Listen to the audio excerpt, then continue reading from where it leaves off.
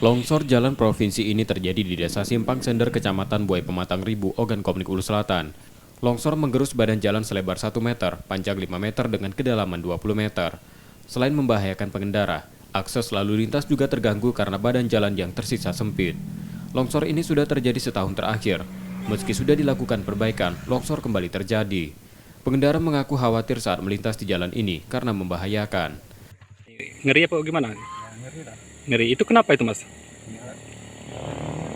Rusak ya, longsor ya? Longsor Itu sudah berapa lama longsor?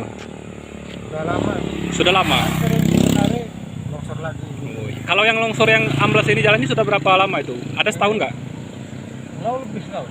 Lebih setahun. Nggak pernah diperbaiki? Nggak diperbaiki lagi? Tidak.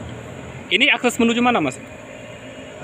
Akses menuju kemana ini? Gimana? Ini. Jalan kemana ini? Ke sana itu?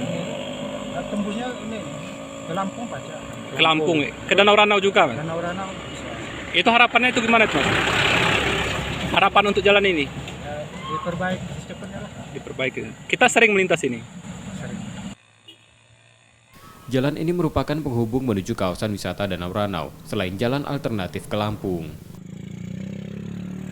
Setia Budi, Kompas TV, Ogan Komering Ulu Selatan, Sumatera Selatan.